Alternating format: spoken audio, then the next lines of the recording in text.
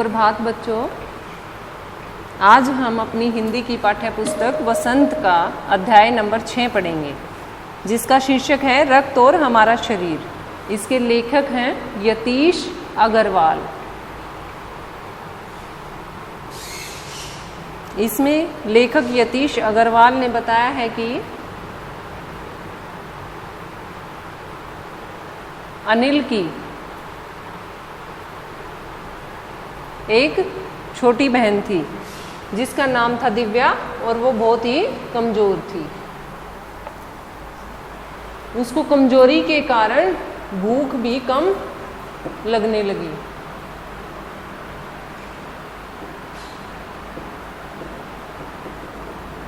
और वो थकी थकी सी रहने लगी। जब खाना पीना छूट जाता है तो जब हमारा खाना पीना छूट जाता है तो हमारे शरीर में कमजोरी आ जाती है, जिसके कारण हमें भूख भी नहीं लगती और थकान महसूस होती है। अनिल ऐसा देखकर, और वो काफ़ी कमज़ोर होने लगी, ऐसा देखकर कि उसकी छोटी बहन बहुत परेशान है, बहुत दुखी हो चुकी है, बहुत थकी थकी रहती है, ना उसे भूख लगती है पहले जैसी, पहले से बहुत कम भूख लगती है। यह देखकर उसे डॉक्टर के पास लेकर गया। डॉक्टर ने जब उसका चेकअप किया, जब उसके रक्त की जांच की तो उसमें क्या पाया कि उसमें खून की बहुत ज़्यादा कमी है, और खून की कमी से होने वाले रोग को हम एनीमिया कहते हैं।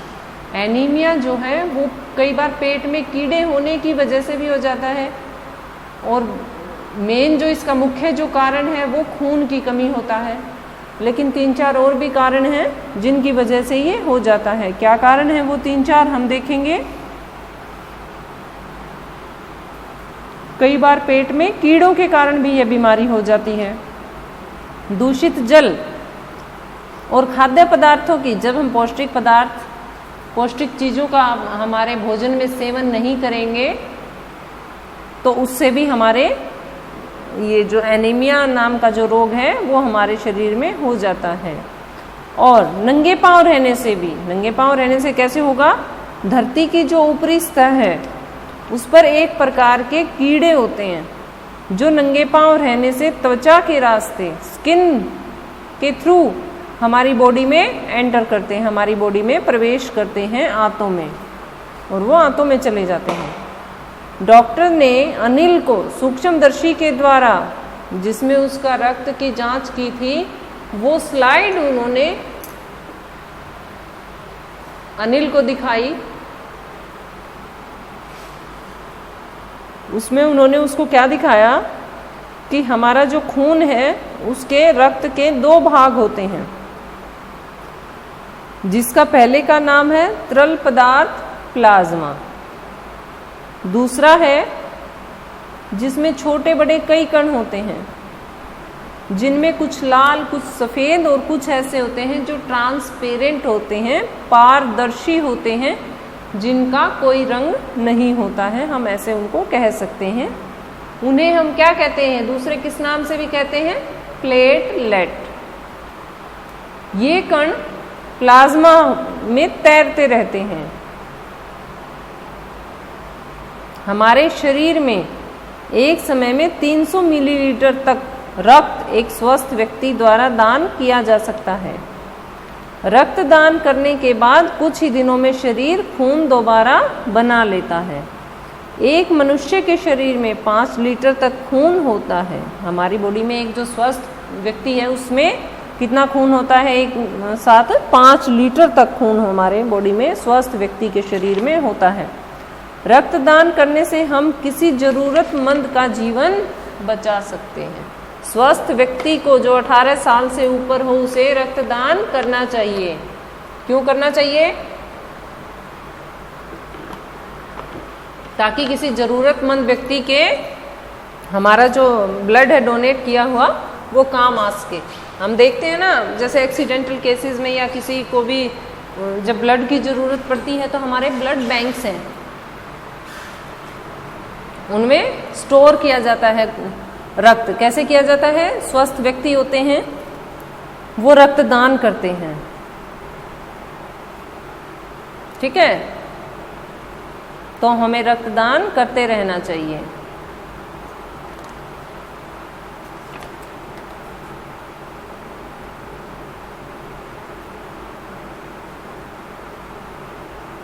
रक्त की एक बूंद में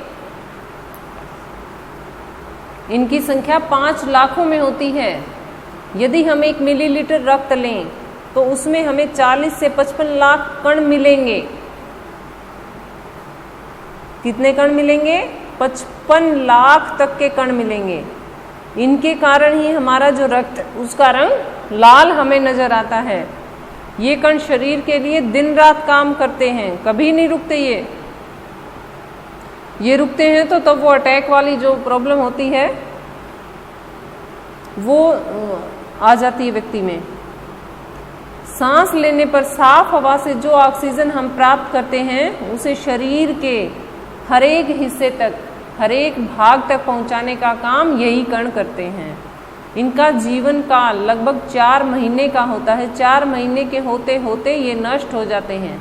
4 महीने के बाद ये अपने आप ही नष्ट हो जाते हैं, खत्म हो जाते हैं ये जो कण हैं। लेकिन एक साथ नहीं, धीरे धीरे, कुछ आज कुछ कल, एकदम से डेड नहीं होते हैं, वो धीरे धीरे करके होते हैं।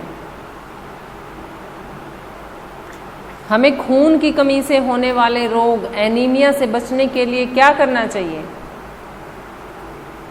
हमें प्रोटीन, आयरन और विटामिन उचित प्रकार से, एक उचित मात्रा में अपने भोजन के साथ साथ लेने चाहिए। ये हमें किससे मिलते हैं? ये हमें मिलते हैं हरी सब्जियों, फल, दूध, अंडा। और कोई जो जैसे नॉन वेज होते हैं तो वो गोश्त में भी ये तत्व उपयुक्त मात्रा में होते हैं। यदि कोई व्यक्ति इन चीज़ों को नहीं लेता है, अपने भोजन का अंग नहीं बनाता है, तो उन्हें एनीमिया रोग जरूर होगा ही होगा। इसलिए हमें इससे बचने के लिए संतुलित आहार लेना चाहिए। हमारे देश में जो एनीमिया रोग का सबसे बड़ा कारण है वो पौष्टिक आहार की कमी के कारण ही ये रोग ज़्यादा से ज़्यादा लोगों में पाया जाता है, क्योंकि हम पौष्टिक आहार नहीं लेते। इसके अलावा इस रोग का एक और बड़ा कारण है, जैसे मैंने पहले बताया था, पेट में कीड़ों का होना। पेट में जब अगर किसी को कीड़े होते हैं तो हमारे जो पौष्टिक भोजन होता है उसको साथ ही साथ ये जो कीड़े हैं ये नष्ट करते चले जाते हैं और हमारे शरीर को एनर्जी नहीं मिल पाती है, हमारे शरीर में खून की कमी हो जाती है।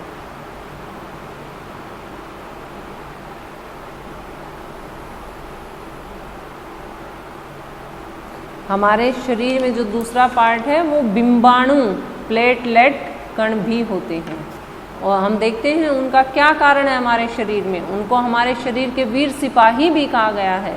क्यों कहा गया है उनको वीर सिपाही? जब रोगाणु शरीर पर धावा बोलते हैं तो सफ़ेद कण उनसे डट कर मुकाबला करते हैं। ये हमारे शरीर में रोग प्रतिरोधक क्षमता को बढ़ाते हैं। ठीक है, सफ़ेद कण, ये बताया ना इन्होंने, जब रोगाणु शरीर पर धावा बोलने की कोशिश करते हैं तो सफ़ेद कण उनसे डट कर मुकाबला करते हैं और जहाँ तक संभव हो पाता है रोगाणुओं को भीतर भी नहीं घुसने देते हैं। मतलब किसी रोग को जल्दी से, आसानी से हमारे शरीर में प्रवेश ये जो कण है ये नहीं करने देते हैं। बिंबाणुओं का काम है चोट लगने पर रक्त जमाव क्रिया में मदद करना। ये जो बिंबाणु होते हैं अगर ये हमारी बॉडी में नहीं हो तो जैसे हमें कोई चोट लग जाती है, कट वगैरह लग जाता है, तो हमारा जब खून बहता है तो उसको रोकने में भी, उसको हार्ड करने में, उसको जमाने में भी ये बिंबाणु हेल्प करते हैं, हमारी मदद करते हैं, जिससे हमारा रक्त निकलना बंद हो जाता है। फिर अनिल ने डॉक्टर से पूछा, लेकिन दीदी अगर घाव गहरा हो तो खून बहता ही चला जाता है। कई बार ज़्यादा कहीं से ज़्यादा कट जाता है, ज़्यादा बड़ा जख्म घाव हो जाता है तो वो खून काफ़ी देर तक हमारा नहीं रुक पाता है। इस पर अनिल ने पूछा, जब दीदी गहरा घाव हो तो खून बहता ही चला जाता है, तो डॉक्टर दीदी ने बताया उसे, ऐसे समय में उस व्यक्ति को जल्दी से जल्दी हमें डॉक्टर के पास लेकर जाना चाहिए। जरूरत समझने पर ऐसी स्थिति से निपटने के लिए कुछ टाँके भी लगाने पड़ सकते हैं। कई बार आपने देखा नहीं है, सिर की चोट होती है तो उसमें तो टाँके आते ही आते हैं, और कई बार और भी किसी जगह पर हाथ पैर में या ज़्यादा बड़ा घाव हो, ऐसा लगे कि वो अपने आप नहीं भर पाएगा, नहीं ठीक हो पाएगा, तो उसके लिए भी हमें डॉक्टर को टाँके लगाने पड़ सकते हैं।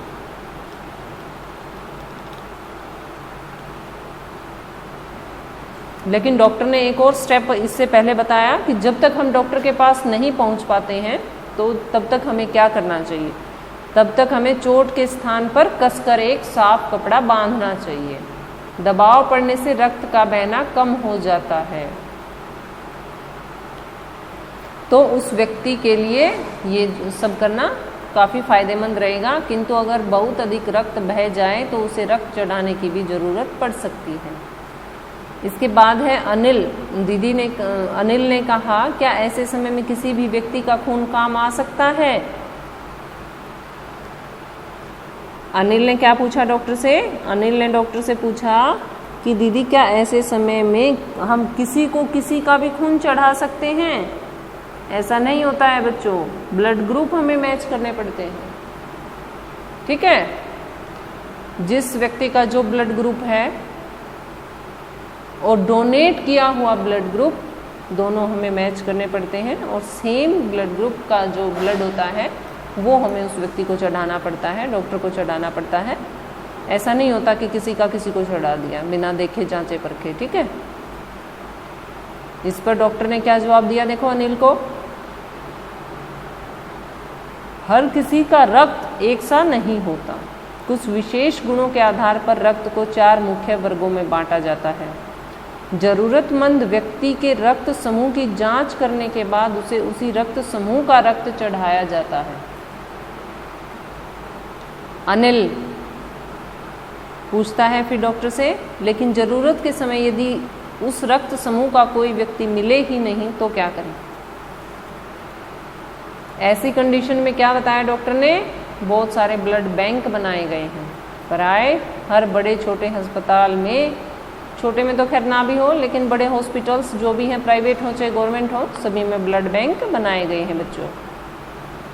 वहाँ पर हर प्रकार के रक्त समूहों का जो रक्त है वो तैयार रखा जाता है पूरी तरह से। इस पर अनिल पूछता है, उसको अच्छा लगा ये ब्लड डोनेट वाली बात जानकर डॉक्टर से, तो अनिल ने डॉक्टर से पूछा, दीदी क्या मैं भी ब्लड डोनेट कर सकता हूँ? तो उसने बताया कि ब्लड डोनेट करने की क्या हमारी एज, क्या हमारी आयु, क्या उम्र होनी चाहिए। डॉक्टर ने उसे बताया 18 वर्ष से अधिक का एक स्वस्थ व्यक्ति रक्तदान कर सकता है। नहीं अनिल, अभी तुम्हारी उम्र बहुत छोटी है।